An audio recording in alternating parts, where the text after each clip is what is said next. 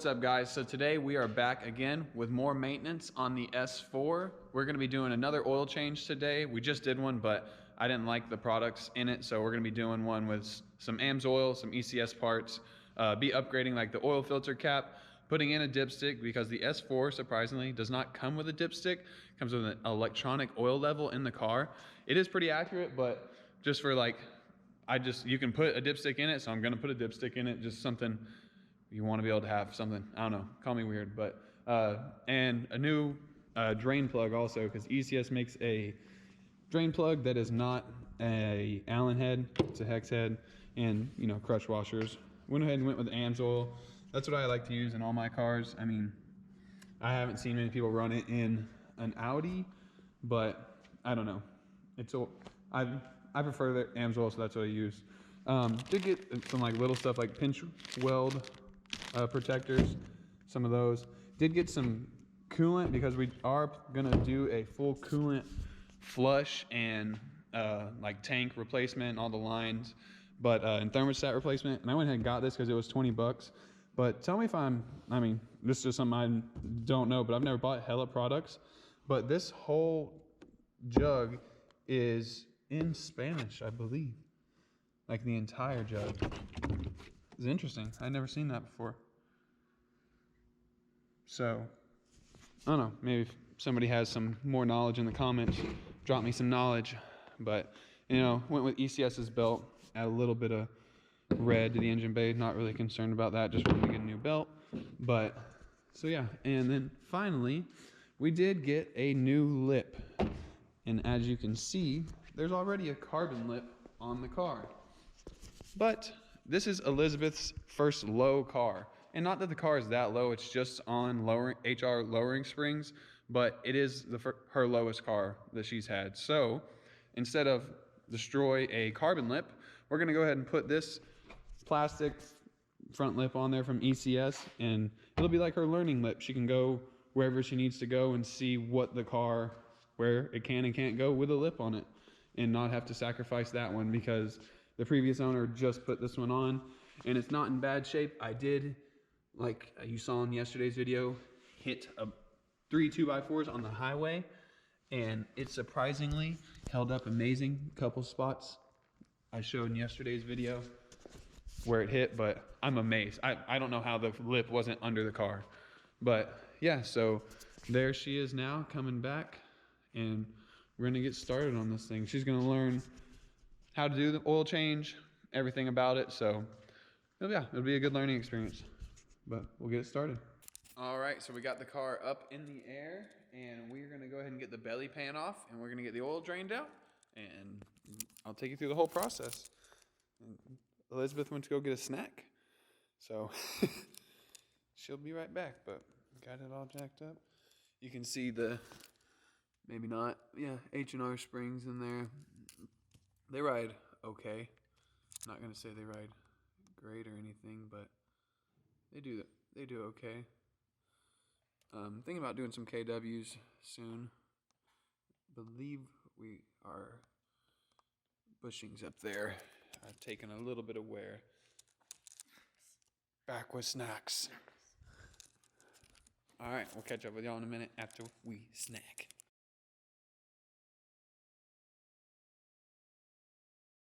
All right, so we got it up in the air. We got the belly pan off. Just went ahead and left it under there. Now we're gonna go ahead and get the stock oil filter cap loose and pulled out of there. And then you gotta go this way. So, broke it loose. And now that we broke it loose, there's going to be some residual oil that comes out of here. So you want to break this loose first. You always want to make sure your cap, first step, will come off, because if you know you drain all the oil out of your car and then you can't get your cap off, you'd be in a bad situation. And so there is going to be some oil that comes out down under here. You do want to get a rag and just kind of get it under there. Can this line is hard line, does run straight under there, so do not break it. But I like to just get some something back there so that it doesn't go everywhere. And then you just want to crack it so that it can get air supply down under there so that it's not fighting to when you drain it. So, all right. I think that's loose enough. If we need to loosen up some more, we can. But now we'll go underneath and drain the oil out. And that is so for this stock cap, it is a 36 millimeter on the top. And then for the bottom, the hex head is a 6. So we'll go ahead and get that taken out of there. All right, guys, so you can see right here. Oops. Let me get a little better shot. Right here is our drain plug. This is our Eurospeed sway bars. Very hefty. Give you a size representation. But yeah.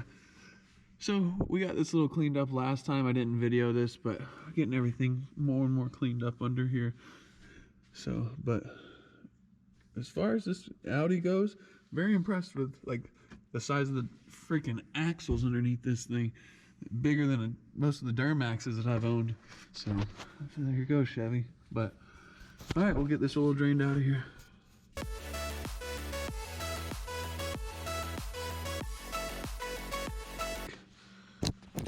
Always bring more rags than what you need. Thank you, ma'am. All right, pull out. One thing I don't do. All right, so now we're gonna go ahead and get our oil filter, our old oil filter out. I don't really have a place to put it right now, so I'm gonna stick it in this old one, in this new one. Got our new rings, but that'll just come right out of here. Because this is already loose, you want to let that air out. I like to go ahead and get it out. I can't stand around and wait. So when you pull this out, there's gonna be residual oil.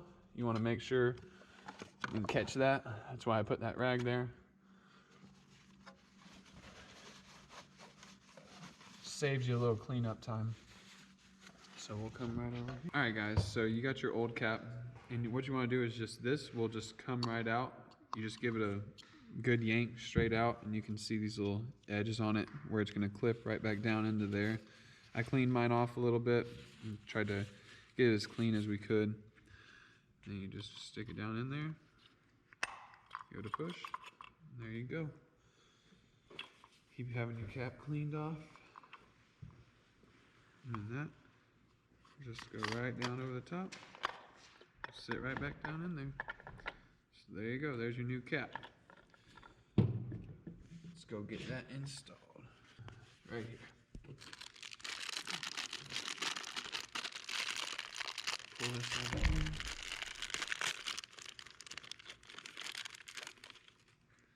So this is the gasket that goes down into this cap. So what we want to do is get a little bit of oil on it. Good oil, I say. And so there's a little bit right here on the cap.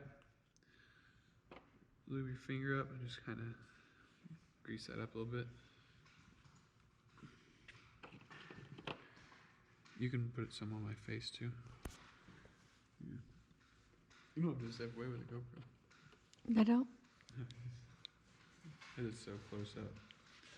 So all right, we got that lubed up. You just want to get it lubed up to help it slide right in and see what we can do. You want to make sure this little nubbin is pointed up. It's so you can grab it when you take it out. Just a little word of advice. I'm going to pull this filter out. That was premature. It happens at times. It happens to everybody, guys. But just keep moving forward.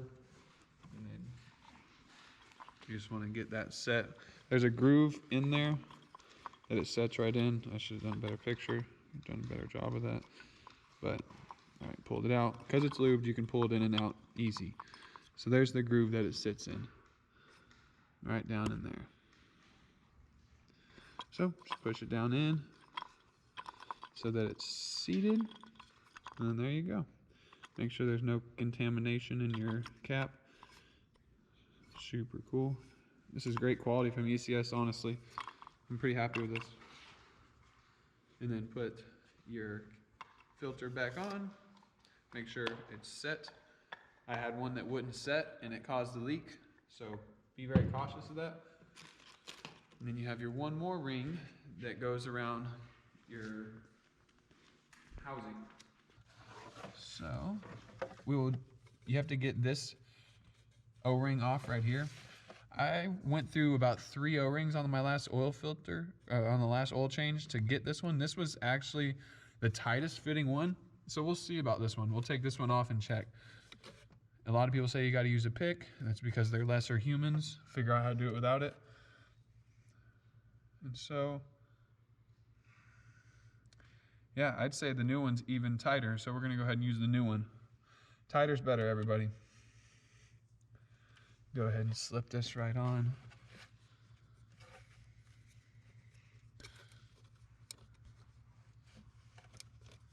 Look, no pick required, so that you don't gouge your gaskets like other people do.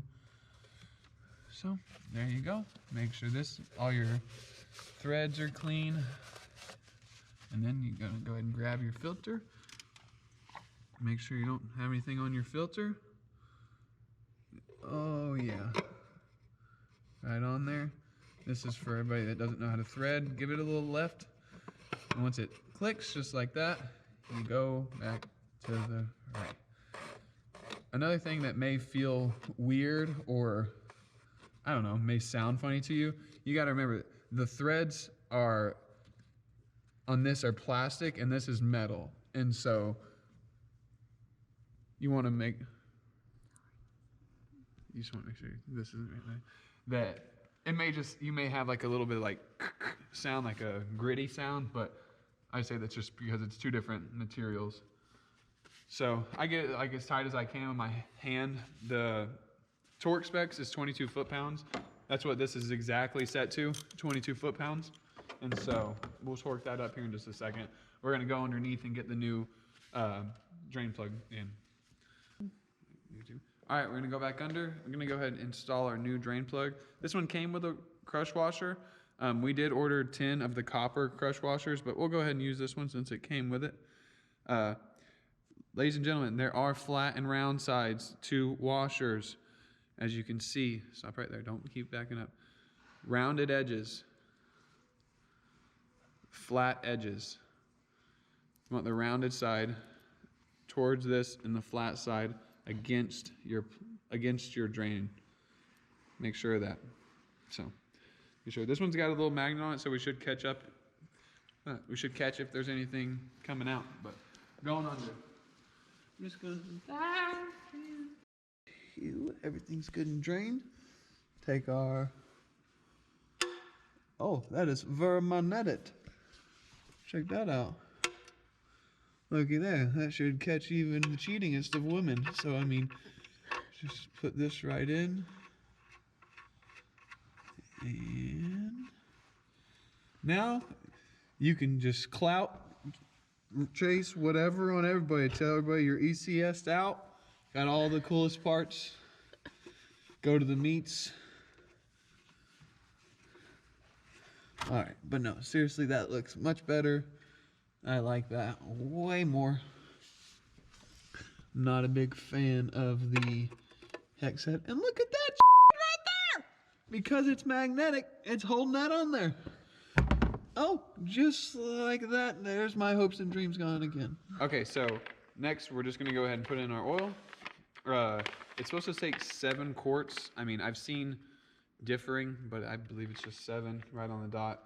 So we'll go ahead and put in our first gallon, which is almost 4, and then we'll probably put in 6, and then turn the car on, let it warm up, let it cycle, and then we'll check again and go from there. Because they say you cannot overfill these, but that's every engine. You're not supposed to overfill, but for some reason they say it's not good with these. So I'm just gonna listen to Audi and do it. All right. So, oh yeah, 5W40. What's to check on this oil that I saw is that it says VW502.00. That's what you're looking for in any of the oils to say. for this car, for your B8.5. I'm sure it's B8s too, but I'm not an Audi guru. I'm not just gonna start saying that stuff. So, and they make a way better filter for this, but we're just gonna do this. And that works terribly, so we're gonna try turning it. Much better success. Why you get that other thing? It hooks in to where this goes and makes it so you can just.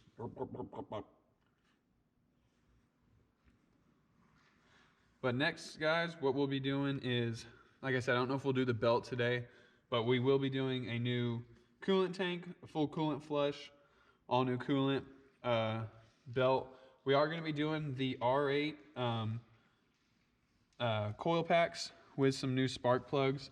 Believe we're going to be going NGK BRK 8s IXs. I've been doing lots of research. I mean, people go back and forth, but we are stage 2 with upper pulley. Going to be taking the pulley off, but we do live in Texas, so it's pretty warm.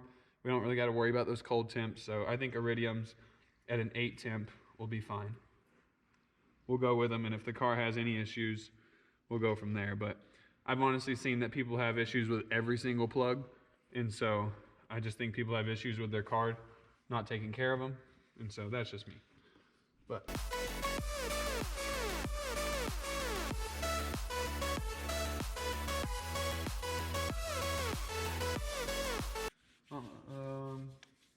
I think we'll put like half of this in, and then check it and go from there.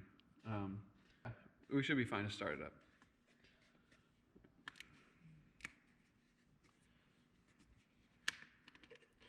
Oh, wait, we have a new dipstick, a manual dipstick. Don't have to start the car up and check it. It goes right here. Show you that in a second. Right. Let's check underneath real quick. Oh, we didn't torque this. You didn't remind me. Sorry. That's an amateur move right there. But we got it. Everybody makes mistakes sometimes. That's the wrong way. That's the wrong way. This happens. Ooh. This is 22 foot-pounds, remember.